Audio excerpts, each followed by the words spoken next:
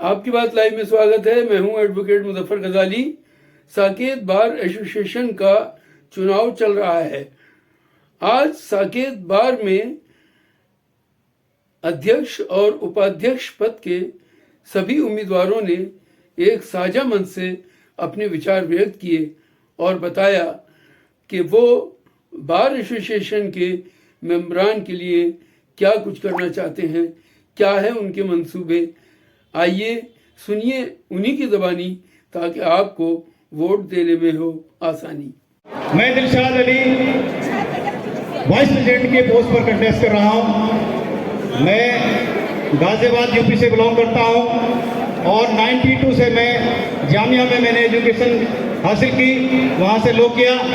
उसके बाद मैंने 2001 में प्रैक्टिस शुरू की पटियाला हाउस से। वहीं से मैंने 2010 में इलेक्शन कंटेस्ट किया एडिशनल सेक्रेटरी का। उसके बाद 2017 में वाइस प्रेसिडेंट के लिए कंटेस्ट किया, 2021 में कंटेस्ट किया और आपके बीच आज वाइस प्रेसिडेंट का कैंडिडेट हूं। जहां तक सवाल आता है कि क्या मुद्दे हो सकते हैं, हम क्या कर सकते हैं, हम अधिवक्ता हैं, हम तो सब दूसरों के लिए कर सकते हैं तो अपने लिए तो करेंगे ही काम। यहाँ की जो समस्याएं सबसे बड़ी जो मैंने देखी हैं, मेन जो समस्या है, जब हम प्रैक्टिस में आए थे, हम शुरू में जो काम होता था मिसलिनियस काम बहुत होता था। आज हमारे यंगस्टर्स बहुत परेशान हैं क्योंकि मिसलिनियस काम नहीं है और वो काम के लिए भटकते रहते हैं। ये काम कहाँ गया, मैंने बहुत नज़दीक से देखा है। यहाँ के टाइपिस्ट एडवोकेट बने हुए हैं, यहाँ के नायब कोर्ट एडवोकेट बने हुए हैं। तो मैं चाहता हूँ कि मैं इस पर काम करूँ। इस पर मैंने कोशिश की थी, अपने एग्जीक्यूटिव से कहा भी कि ये नायब कोर्ट या पुलिस वाले आकर यहाँ काम कराते हैं, टाइपिस्ट यहाँ पर काम करते हैं, ये काम नहीं होना चाहिए। ये काम हमारे यंगस्टर्स को मिल सकता है। तो इस बात काम की बहुत समस्या है। और जहाँ तक फूड का मामला है, फूड की कुछ हद तक समस्या दूर हुई है, लेकिन मैं सहमत नहीं हूँ इस बात से। आज भी यहाँ की कैंटीन बहुत महंगी है, फूड की क्वालिटी वही है। तो मैं चाहूँगा, मेरे बस में होगा, आप लोग मुझे लाएंगे, फूड क्वालिटी को यहाँ पे ठीक करूँगा। और यहाँ के रेट अगर रोहिणी कोर्ट में या 30,000 में रेट सही हो सकते हैं, मिनिमम हो सकते हैं, तो यहाँ क्यों नहीं हो सकते? यहाँ के रेट इतने ज़्यादा क्यों हैं, इस पर गौर करने की ज़रूरत है। जहाँ तक मेरे काम करने की बात है, मैं 15 साल से इस चीज़ के लिए संघर्ष कर रहा हूँ और 2001 से प्रैक्टिस में हूँ। आप लोगों के बीच रहा हूँ, आपके बीच सुख दुख में शामिल रहा हूँ और रहूँगा, हमेशा के लिए रहूँगा। जहाँ तक एडवोकेट्स की बात है, मेन चीज़ यही आती है कि जो अभी बात हो रही थी, महिलाल चौधरी की बेटी दीपिका चौधरी, बहुत बहुत मुबारक। सम्मान की बात कही थी, सम्मान की कमी है कोर्ट के अंदर। मैं देखता हूँ कि हमारे अधिवक्ताओं को सम्मान नहीं मिलता है। तो मैं ये विश्वास दिलाता हूँ कि ना तो मैं कोर्ट के अंदर या कहीं झुका हूँ, ना झुकूंगा और ना ही अपने परिवार के किसी सदस्य को झुकने दूंगा। सम्मान मिलेगा। माइक पास करो, माइक पास कर लो। मेरे सारे छोटे बड़े और साथियों, मैंने पटियाला से अपना करियर शुरू किया और यहाँ भी हम सारे आपके साथ भी हूँ, बीच में हूँ और आपको रोजाना नजर आता हूँ तो वकीलों की सारी समस्याओं से वाकिफ हूँ। साथियों, मुझे आज ही पता चला कि हमारी डेस्टिनेशन बस भी बंद है। हमारी बसेज की कनेक्टिविटी कहीं से नहीं है। छतरपुर से, मेट्रो स्टेशन से, बदरपुर से हमारे बसों की कोई कनेक्टिविटी नहीं है। साथियों, यंगस्टर जैसे आप लोगों, मैंने भी कभी ऐसे कैरियर शुरू किया था और हम भली भांति परिचित है। जो हमारे यंगस्टर्स हैं उनके पास सिटिंग पैलेस नहीं है। सिटिंग प्लेस बहुत ज़रूरी है क्योंकि एक रिस्पेक्टिव प्रोफेशन में होते हुए हमारे पास एक रिस्पेक्टेबल सिटिंग प्लेस जरूरी है। साथियों, मैं आपको विश्वास दिलाता हूँ, वैसे तो मैं बड़े वादे तो नहीं करूँगा क्योंकि ये एक टीम वर्क का काम है। बाकी सिटिंग के अरेंजमेंट में मेरा सारा फोकस सिटिंग में रहेगा। जो भी हमारे हॉल खाली पड़े हैं और जो स्टोर रूम्स हैं जहाँ हम बच्चों को एडजस्ट कर सकते हैं, मेरा फोकस अपने एग्जीक्यूटिव के साथ उसी पर है।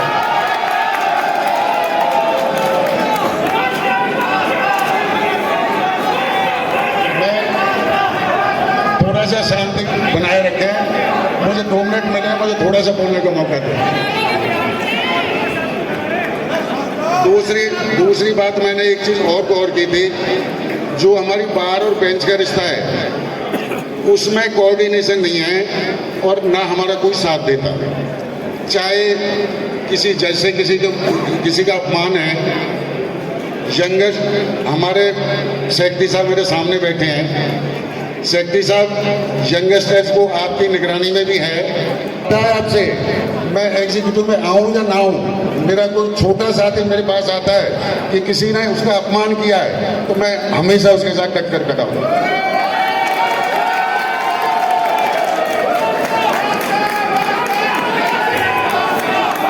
साथियों, मैं 30 साल में 30 साल की वकालत में मैं पहली बार चुनाव लड़ रहा हूँ। हो सकता है मेरे से कुछ गलतियाँ हुई हो, मैं माफ़ी चाहूँगा और अपनी वाणी को विराम देते हुए मैं आप सभी का धन्यवाद करूँगा। जय हिंद, जय भारत, जय वकील। नमस्कार, मैं मलखान सिंह सिसोदिया। सर, मेरा रजिस्ट्रेशन है 22 जनवरी 2001 का। पटियाला हाउस से मैंने अपने भाई के साथ में प्रैक्टिस शुरू की और मनन साहब का जूनियर रहा। मेरे चैम्बर, मनन साहब के चैम्बर से हम और अनिल दोनों यहाँ लड़े हुए हैं। सर, मुझे एक बार आप लोगों ने, सभी बहन भाइयों ने साथ दिया था, एडिशनल सेक्रेटरी में पटियाला हाउस में बना था। तो एडिशनल सेक्रेटरी के टाइम में सर मेरी आरओ टीम में भी सारे लोग और जहाँ जो बहन भाई हैं सबको पता होगा, वहाँ भी स्ट्राइक का मौका कभी मिला था तो वहाँ हमने देखा था। जो तो एक अभी दोनों भाइयों ने बोला है वाइस प्रेसिडेंट के कैंडिडेटों ने, ये तो सारी कमी है कि कोई भी एग्जीक्यूटिव का आदमी अभी तक यहाँ है किया होगा, अपनी तरफ से अच्छा किया होगा, लेकिन किसी वकील के साथ में कंधे से कंधा मिला के किसी वकील का साथ नहीं दिया होगा ठीक तरीके से। जज साहब अगर कोई बोलेंगे तो वहाँ डेट भी चेंज नहीं करा पाते हैं लोग। अब कहाँ पर कमी रहती है, क्या करते हैं, पर्टिकुलर किसी एक पोस्ट पर रहती है, पर्सनल को अगर ऑब्जेक्शन हो रहा है, आप मेरी स्पीच है वाइस प्रेसिडेंट की। मलखान जी अपना विजन रखें, आप एग्जीक्यूटिव या किसी के भी खिलाफ कोई पर्सनल कमेंट नहीं करेंगे, एग्जीक्यूटिव के खिलाफ नहीं, पर्सनल आप अपना विजन बताएं और आगे चलें। सर, किसी की संपत्ति नहीं है यहाँ पे, यहाँ हर आदमी लड़ सकता है, अपनी बात कह सकता है, यहाँ कोई ज्यादा चौड़े हो गए कोई बात नहीं कर सकता। पर्टिकुलर किसी जात की और आपकी मत चाहिए, और मौका लगेगा तो पता चलेगा कौन किसमें कितना कम है। आप बार बार कहाँ से चीज आती है, बार बार आप ही लोग आते हो यहाँ पे, कोई आदमी का कहीं मौका नहीं मिल सकता। और अपना मौका है तो खूब खुल के बोलना। आप यहाँ 15 साल में एक चैम्बर की एग्जीक्यूटिव नहीं बनाया गया, एक चैम्बर ब्लॉक बना, दूसरा चैम्बर का एक यहाँ तक फाइल तक नहीं दी गई। अगर आपके आप पर्सनल में किसी के बारे में नहीं बोल रहा तो आपसे पहले भी कोई और एग्जीक्यूटिव आई होगी। मैं भी एग्जीक्यूटिव में रहा हूँ पटियाला हूँ, मेरे साथ भी जो लोग हुआ है मैंने भी रिजाइन दिया था, मेरे भी प्रधान और सेक्रेटरी थे। सर, अगर मेरे को, मैं अपनी वाइस प्रेसिडेंट की कर रहा हूँ तो वाइस प्रेसिडेंट की पोस्ट में अगर absence of president, vice president president को एक यहाँ से अंगूठा टेक रखते हैं और बाया को मार दे स्पीच देने के लिए, ऐसा नहीं होगा। अगर मुझे मौका मिला तो वाइस प्रेसिडेंट का काम वही होगा, absence of president, vice president president होगा। और कोई भी आदमी अंगूठा छाप नहीं समझ सकता मेरे को। सबसे पहले सम्मानित मंच को नमस्कार, और मेरे सामने बैठे मेरे सभी बड़े बुजुर्ग और मुझसे छोटे मेरे भाई सबको नमस्कार। इस मंच के माध्यम से मुझे एक मौका दिया गया है कि मैं आपसे अपने बारे में कुछ रख सकूं और बता सकूं कि मैं पिछले 17 साल से पटियाला हाउस से अपनी वकालत शुरू की और धीरे धीरे अपना कारवां बढ़ाता चला गया। उस कारवां में मुझे कई दिक्कतें महसूस हुई, जज्बाती था, जुनूनी था और गुस्सा भी आता था। तो धीरे धीरे लगा, कुछ पता चला, कुछ समझ आई, और समझते समझते कुछ मुद्दों पर मुझे लगा कि मैं शायद कुछ कर सकता हूं। इन मुद्दों में पहली बार 2013 में पता चला कि कुछ बार काउंसिल और उनमें कोई दिक्कतें थी। पहली याचिका 3400/2015 मैंने दाखिल की, नरेंद्र शर्मा बनाम bar council of Delhi, bar council of union of India, जिसमें फंड्स को देने में जो गड़बड़ होती थी या किसी तरह की दिक्कतें थी वो मैंने उजागर की। वो दिल्ली हाई कोर्ट पेंडिंग है। इसके बाद एक याचिका जब बार काउंसिल का इलेक्शन होता था तो उस याचिका में बार काउंसिल के इलेक्शन में जैसे आज अल्फाबेटिकली नाम है, सबसे ऊपर दिलशाद जी हैं, फिर जगत सिंह जी हैं, फिर मलखान जी हैं, फिर मेरा नंबर आता है, मेरे बाद अल्फाबेट में राहुल जी का नंबर आता है। उस याचिका में सीनियरिटी इन एनरोलमेंट चलती थी, तो एक दिक्कत थी कि जो नए बच्चे पहली बार चुनाव लड़ रहे थे या 3 नाम के एक व्यक्ति, मान लो विष्णु शर्मा चुनाव लड़ा तो 3 विष्णु होते थे, वो अलग अलग जगह होते थे, तो उस इलेक्शन में कोई दिक्कतें महसूस हुई और लगा कि हम कंफ्यूजन में रहते थे। वो मैंने दिल्ली हाईकोर्ट चैलेंज किया, वो नरेंद्र शर्मा बनाम यूनियन ऑफ इंडिया एक पिटीशन वो डाली।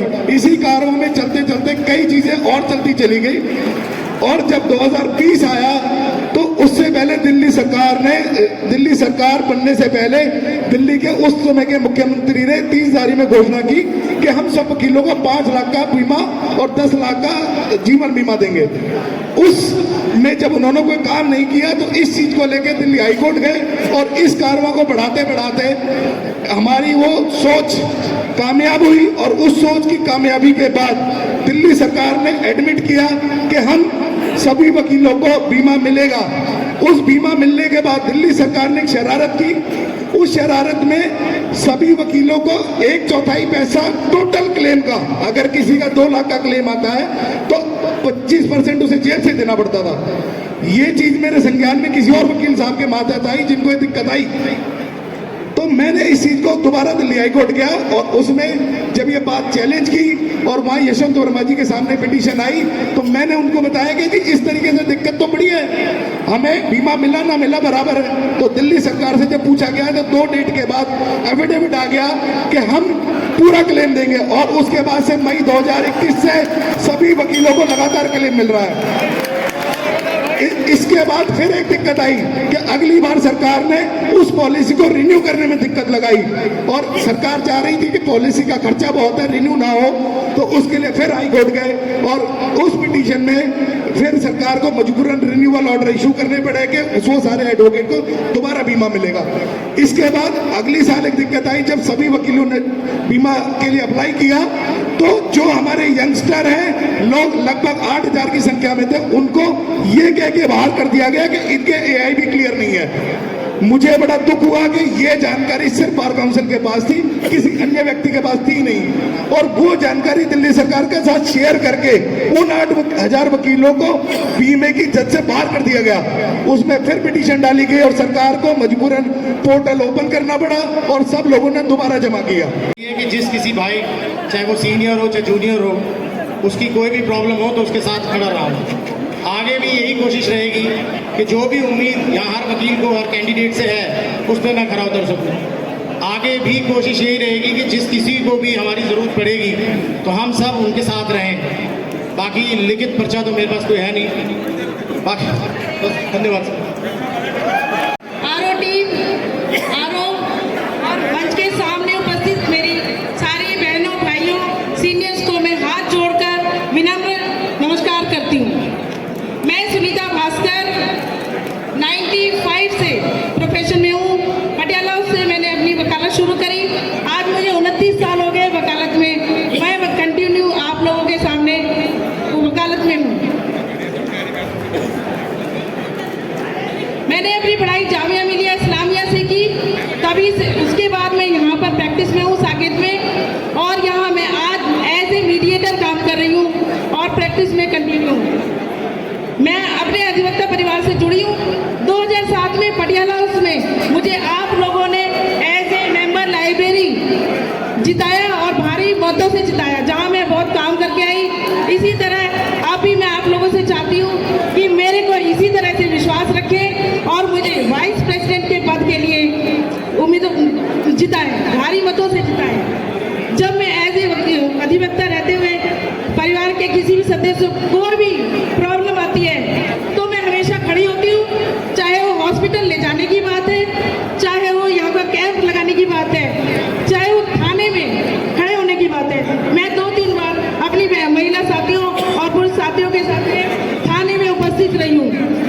मैंने कभी भी आप लोगों की किसी भी समस्या से मुंह नहीं मोड़ा, ना मैं आगे मोड़ूंगी।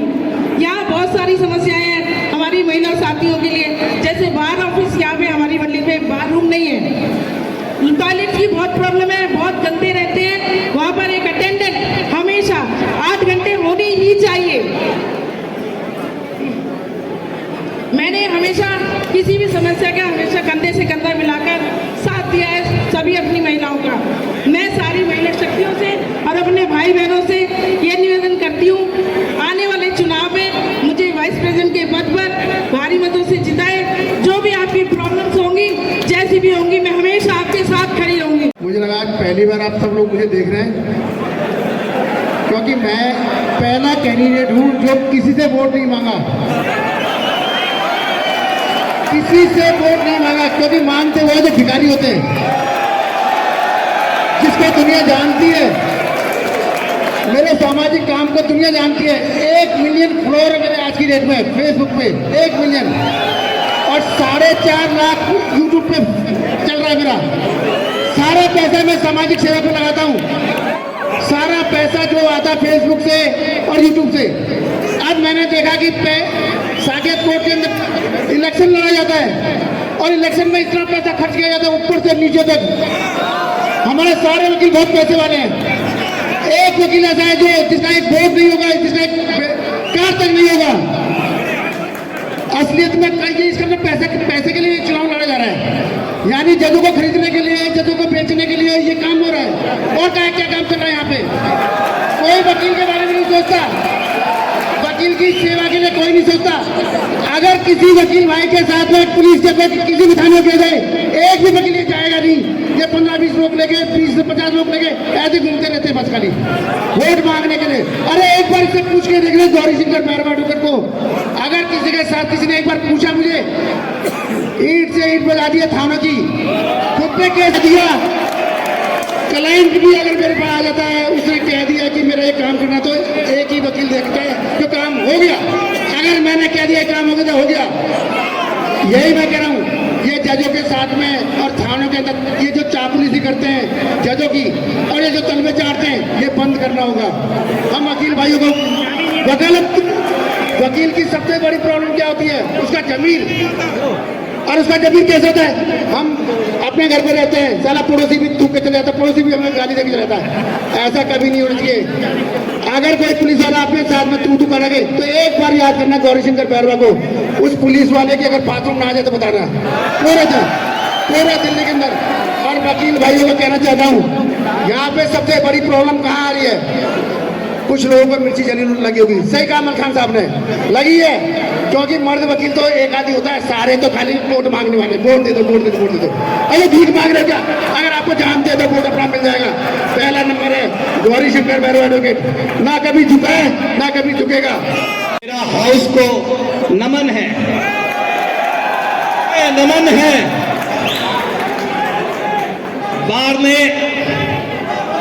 बार ने मुझे बहुत ही इज्जत बख्शी है। 2010 में जब बार यहाँ आई, उसके बाद में 2012 में पहली बार यहाँ सेक्रेटरी बना, और बार ने मुझे मान सम्मान देते हुए, दिल्ली का रिकॉर्ड है 1825 वोटों से जिताया। दूसरा रिकॉर्ड है कि मुझे रिपीट कराया, और तीसरा भी है कि मुझे बार ने प्रेसिडेंट बनाया। तो बार की क्या क्या जरूरतें हैं, क्या क्या समस्याएं हैं, क्या क्या अपेक्षाएं हैं, उससे मैं आपके बीच में भली भांति परिचित हूं।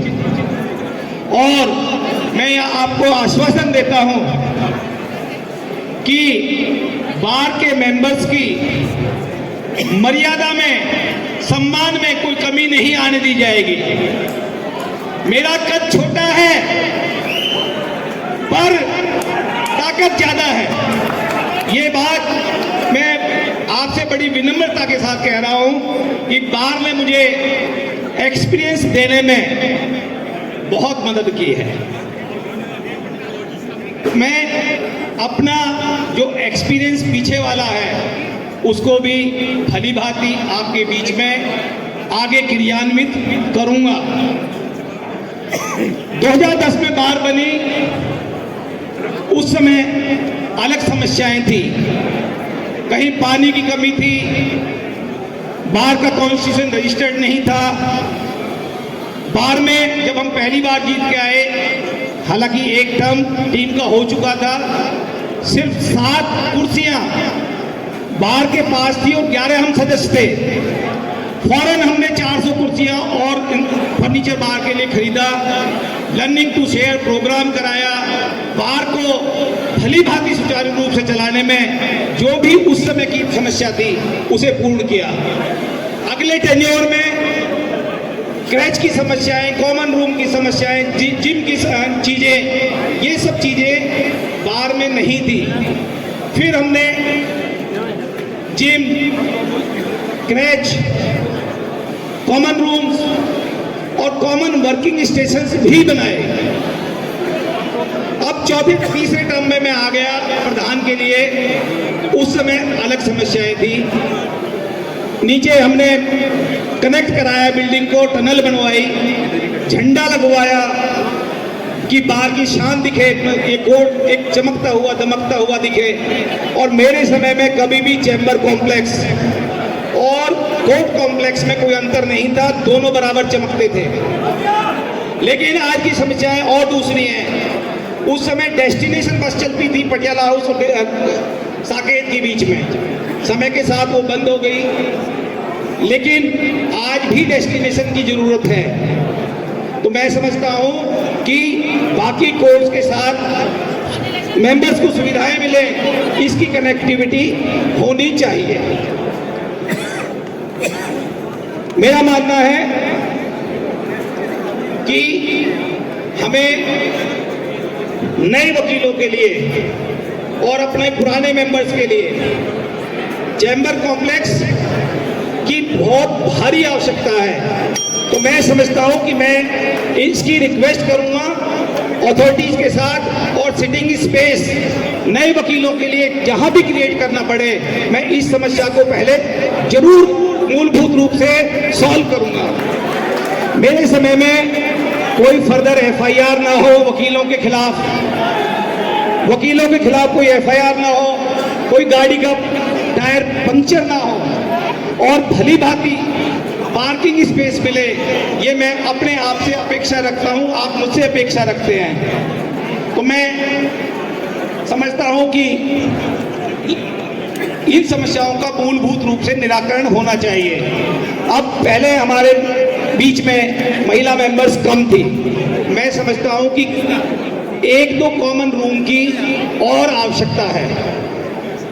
कॉमन रूम की 1-2 और आवश्यकता है। तो बहनों के लिए मैं इसमें भी प्रयासरत रहूंगा कि नए कॉमन रूम बने। इन्हीं शब्दों के साथ other members of Dara committee, मैं आपको सलूट करता हूं कि आपने मुझे चांस दिया और यहाँ पर बोलने का मौका मिला।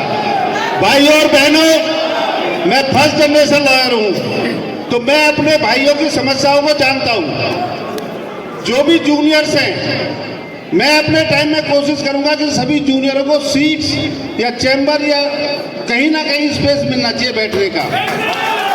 जो हमारे 6 कॉमन रूम हैं, उनमें सीट अलॉटमेंट मैं करवा के रहूंगा, जिससे कि मेरे यंग लॉयर्स उसमें अकोमोडेट हो जाएं। भाइयों और बहनों, यही नहीं, लीगल एड में और दूसरी जो एजेंसीज हैं, लोकल कमिश्नर में भी हम लिस्ट बना के भेजेंगे और उन्हीं में से यंग बॉयज में से ही जाएंगे सिलेक्शन में। भाइयों और बहनों, जो भी मैं कुछ हूँ वो साकेत बार के पीछे हूँ। जिस तरह खड़ा हूँ मैं यहाँ पर, साकेत बार ने मुझे हमेशा मान सम्मान दिया है। 2 बार मुझे प्रेसिडेंट चुना है और बार काउंसिल मेंबर भी चुना है। भाइयों और बहनों, मैंने अपने टाइम में बगैर एक पैसा भी बाहर से ले गए रेलवे रिजर्वेशन कराया, 6 कॉमन रूम तैयार करवाए और कोर्ट बिल्डिंग में लाइब्रेरी तैयार कराई। और अपने ही समय में 2 साल तक अपनी एग्जीक्यूटिव के उससे सहायता से और आप लोगों के सहयोग से मेडिक्लेम पॉलिसी चलाई। उसके बाद वो बंद कर दी गई। भाइयों और बहनों, मैं आपको बताता हूँ कि जो हमारी कैंटीन है, इसके रेट कम करवाए जाएंगे, क्वालिटी भी अच्छी दिवाई जाएगी, हाई कोर्ट से बेटर हो जाएगी। मेरा ये लास्ट चुनाव है, इसके बाद साकेत कोर्ट में मैं कोई चुनाव नहीं लड़ूंगा। भाइयों और बहनों, अपना कीमती वोट देकर मुझे विजय बनाइए। जय हिंद, जय भारत। एंड आरओ टीम को मेरा नमस्कार। इस सभागार में मौजूद मेरे सीनियर्स, मेरे साथी और मेरे जूनियर कलीग्स, मेरे बच्चों की तरह सभी को मेरा नमस्कार। आज रुबीना यास्मीन आपके सामने प्रधान पद की उम्मीदवार है। साथियों, मैं बताना चाहती हूँ कि मैंने 1992 में वकालत की शुरुआत पटियाला हाउस से कोर्ट की। आप सीनियर्स, आप साथियों के साथ से मैं 1997 की ट्रेजरर रही। मुझे पटियाला हाउस में आप साथियों ने 2 बार आरओ और एआरओ बनाने का मौका दिया। साथियों, 2010 में ये बार बनी थी। ये वही साकेत बार है जिसने मुझे 2014 में first time first lady chairman बनाने का मुझे गौरव प्राप्त हुआ। साथियों, ये आएंगे, आपसे बहुत वादे करके जाएंगे, लेकिन अपने मुकाम पे रहना और अपनी बातों पे अडिग रहना, ये वही लोग हैं जो बार बार आपसे वही इरादे करके जाते हैं। मैं आऊंगा तो मैं ये करके जाऊंगा, मैं आऊंगा तो मैं ये करके जाऊंगा। मैं रुबीना यास्मीन आपको इस मन से अवगत करना चाहती हूँ कि आप मुझे प्रधान बनाओ, मैं आपका नतमस्तक रहूंगी, साकेत बार की नतमस्तक रहूंगी। रुबीना यास्मीन ने आज तक ऐसा कोई काम नहीं किया है। एज ए ट्रेजरर मैंने पहली बार पटियाला हाउस में ऑडिट कराया था, उसके बाद भाइयों आज तक ऑडिट नहीं हुआ है।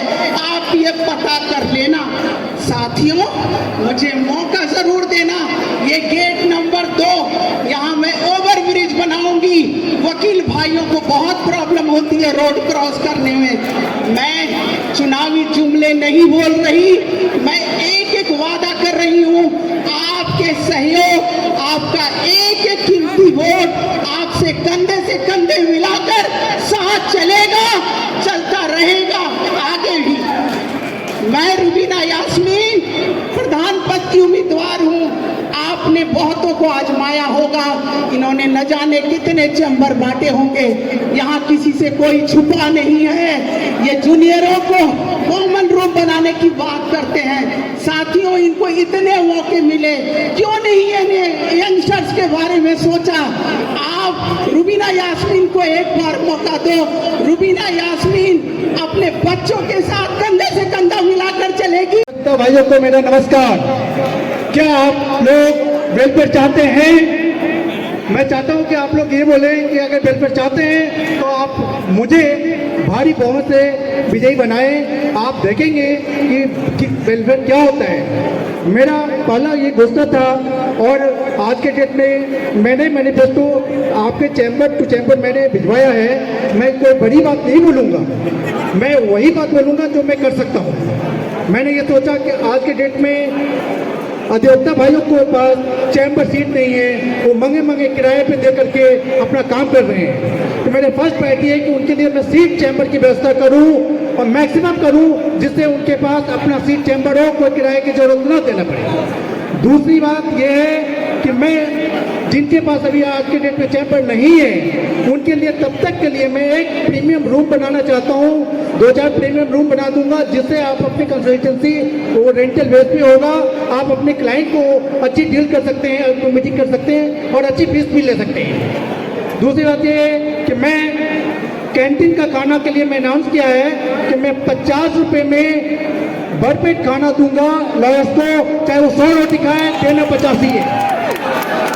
दूसरी बात यह है कि आज के डेट में प्रिंटिंग कॉस्ट, कंप्यूटर का प्रिंटिंग कॉस्ट जहाँ देख रहे हैं कि ये मनमाना रेट से यहाँ दिया जा रहा है, लिया जा रहा है। कहीं 6 रुपये में एक पेपर का अगर दोनों साइड प्रिंट करते होंगे तो आप लोग देखते होंगे कि एक साइड से 3 रुपया, दूसरे साइड से 3 रुपया, 6 रुपये लाइब्रेरी की फीस देना पड़ रहा है, दूसरी जगह 5-5-10 रुपये देना पड़ रहा है। अब वो सिर्फ 1 रुपये में मिलेगा जो 50 पैसा वन साइड का होगा। अगर आप लोग बहुमत से हमें विजयी बनाते हैं तो सिर्फ 1 रुपये पर पेपर कॉस्ट देना पड़ेगा। तीसरी बात यह है कि मैं देखता हूँ कि नए वकील आते हैं, कितना खर्चा करके 5 साल अपना कैरियर दे के आते हैं और यहाँ पर उनको कुछ नहीं मिलता, सीनियर से भी कई बार नहीं मिलता।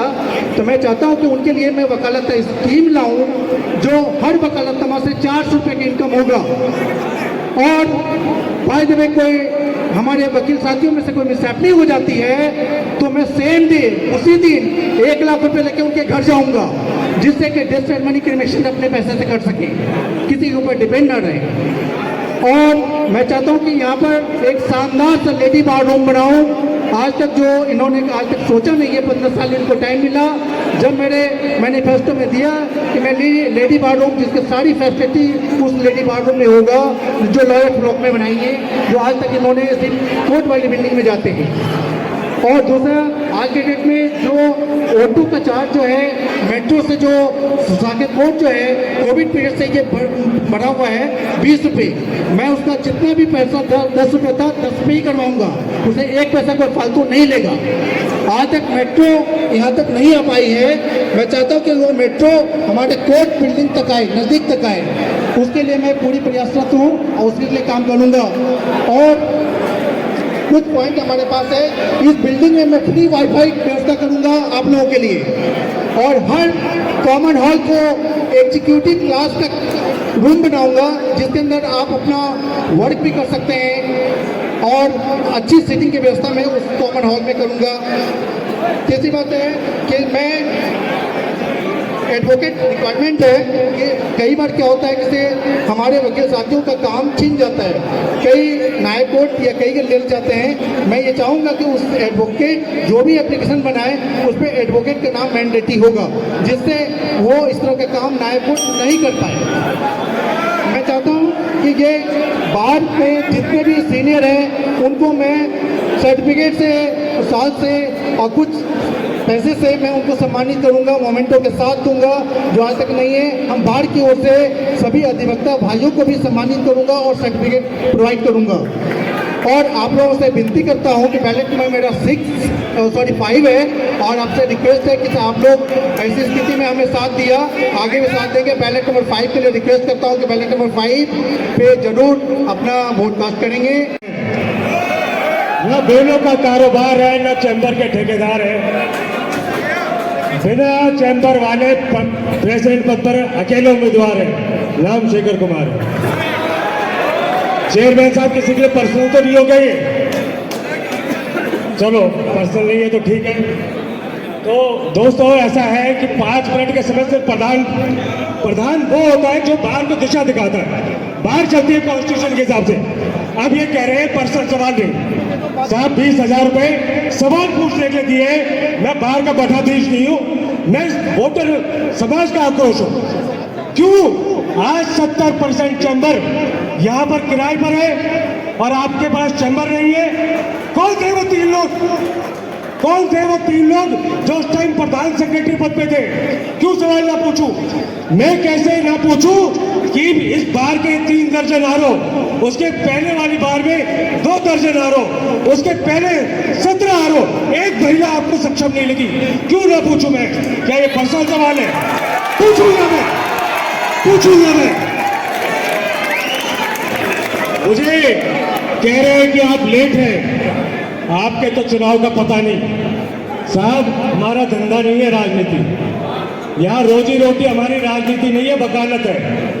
मैं बिल्कुल सही टाइम पे हूँ। लेट वो है जो 15 साल से बाहर का कॉन्स्टिट्यूशन नहीं पढ़ पाए, कभी उन्होंने अपना टर्म नहीं काटा 1 साल का बाहर के कॉन्स्टिट्यूशन के हिसाब से, कभी उन्होंने जीवन नहीं कराई, कभी ऑडिट पब्लिक नहीं कराया। आज कह रहे हैं कि जी हम महिलाओं के लिए अलग बार रूम बनाएंगे। अरे आपने तो उनको आरोप में आने के लायक सक्षम नहीं समझा।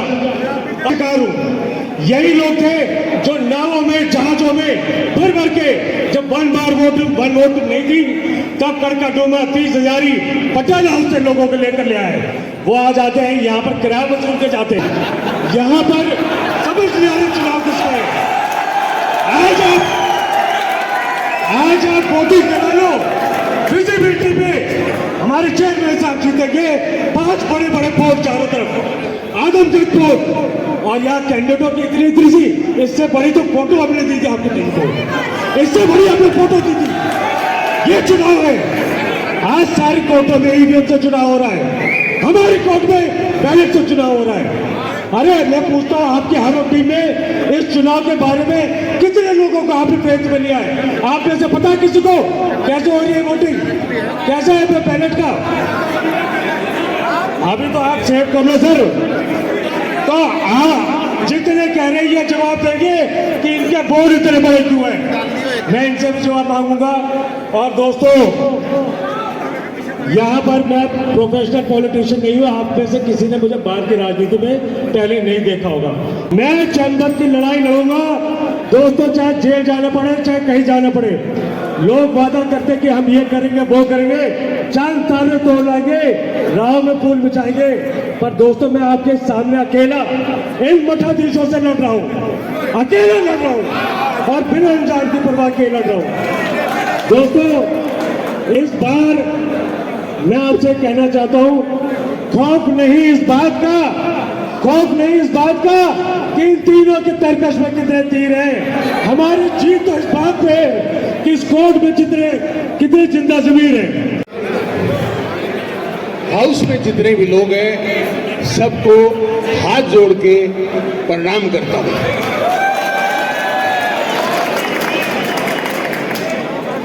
मैं सबसे पहले बताना चाहता हूं कि मेरे करंट टेन्योर में मैंने क्या किया है।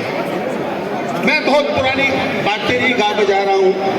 आप लोगों ने मुझे पहले भी मौका दिया, फाउंडर सेक्रेटरी बनाया, 2014 में प्रेसिडेंट बनाया, अगेन प्रेसिडेंट बनाया, पहले भी बहुत काम किए हैं। इस कोर्ट प्रेमिसिस में एक आध काम को छोड़ के कोई ऐसा काम नहीं है जो मेरे टेन्योर में नहीं हुआ है। मैंने पिछले इलेक्शन में इसी मंच से ये कहा था मैं जुडिशरी की क्लासेस चलाऊंगा, मैंने चला के दिखाई, असंभव को संभव करके दिखाया। पूरे हिंदुस्तान में कहीं भी कोई माई का लाल बता दे किसी भी एग्जीक्यूटिव कमेटी ने जुडिशरी की क्लासेस चलाई हो। मैंने चीफ जस्टिस से परमिशन ली। मोर देन 25 जुडिशियल ऑफिसर जो अपने बैच के टॉपर, सेकंड टॉपर थे, वो लोग भी आए, उन्होंने अपना टाइम स्पेयर किया और सक्सेसफुली मैंने डेली जुडिशियल सर्विसेज का जितना भी सिलेबस था उसको कंप्लीट किया और हमारी उन क्लासेस के बाद काफी बच्चों का सिलेक्शन भी हुआ। दिल्ली के अंदर बाकी बारों ने कोशिश की, उनको परमिशन ही नहीं मिली किसी को। यह मेरा एक स्टार्टअप था, ये मैं जानता हूं आप लोगों के सहयोग से, आप लोगों की दुआओं से असंभव को संभव करके दिखाया।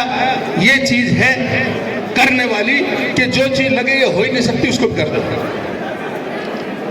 फूड कोर्ट बनवाया, पूरी दिल्ली में किसी बार में फूड कोर्ट नहीं है, पूरे इंडिया में कहीं नहीं मिलेगा आपको फूड कोर्ट, इतना खूबसूरत। बार ऑफिस कॉर्पोरेट स्टाइल में बनाया, सुप्रीम कोर्ट तक कॉर्पोरेट स्टाइल में इतना सुंदर बार ऑफिस कहीं नहीं मिलेगा। और मजे की बात यह है, एक खोटा पैसा बार का नहीं लगा, सारा सरकारी पैसे से कराया। लिफ्टें रिप्लेस कराई। जॉनसन का दावा था कि हम 20 साल की वारंटी देते, लिफ्ट रिप्लेस नहीं कर रहे, बहुत टफ काम था वो भी, हमने मैनेज करके जैसे तैसे करके लिफ्टें रिप्लेस कराई। वॉशरूम नए बन रहे, सारे 5 स्टार फूड के बन रहे बाथरूम, एक इंडियन होगा एक यूरोपियन होगा। मैं हाई कोर्ट से आप लोगों के सहयोग से अथॉरिटीज से मिलके जैसे भी हमने रिक्वेस्ट की, जो भी किया, करीब 12 करोड़ रुपया लाया हुआ आप लोगों के लिए। किसी असेंबली कॉन्स्टिट्यूएंसी में नहीं होता इतना पैसा। और आगे भी दावा करता हूं, चैम्बर ब्लॉक आप लोग मेरा साथ दो, चैम्बर ब्लॉक खड़ा कर देंगे। और अब तक ऐसा नहीं है उसमें भी हम बहुत एडवांस स्टेज में हैं। मेरी आदत नहीं गाने बजाने की, 1 साल पहले कि ये कर दिया, वो कर दिया, ये कर रहे हैं। आप लोगों ने नोटिस किया होगा, मैंने जितने भी प्रोजेक्ट बनाए हैं, जब वो एग्जीक्यूट हुए, मैंने तब डिक्लेयर किया ये एग्जीक्यूट कर दिया है। चैम्बर ब्लॉक में भी बहुत एडवांस स्टेज में हैं हम। मेरी एग्जीक्यूटिव वालों से पूछ सकते हो, हमने आरटीआई लगाई, एडवोकेट एंगेज करे, सब कुछ करा।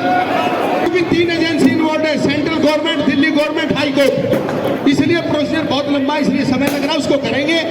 जहां तक सीटिंग अरेंजमेंट है, करीब 250 क्यूबिकल्स के लिए almost everything is ready. Store room, common hall, drawing बन गई, पास हो गया, अप्रूवल हो गया, पीडब्ल्यू एवरीथिंग। और बहुत जल्दी वेरी शॉर्टली उसकी एप्लीकेशन इनवाइट की जाएगी और पूरे 200 बच्चों को उसमें अकोमोडेट किया जाएगा। बाकी मेंबर ने जितनी भी स्पीच में सारे मेंबर्स ने कहा है, मैं उसकी तस्दीक करता हूं। सभी के रेलेवेंट चीजें हैं, इंपॉर्टेंट चीजें हैं, मैं उसमें फोर्टिफाई करता हूं और उन चीजों में भी मैं साथ दूंगा और कोशिश करूंगा कि वो चीजें भी सारी आगे बढ़ेंगी। छोटी छोटी ढेर सारी चीजें हैं। Thank you very much.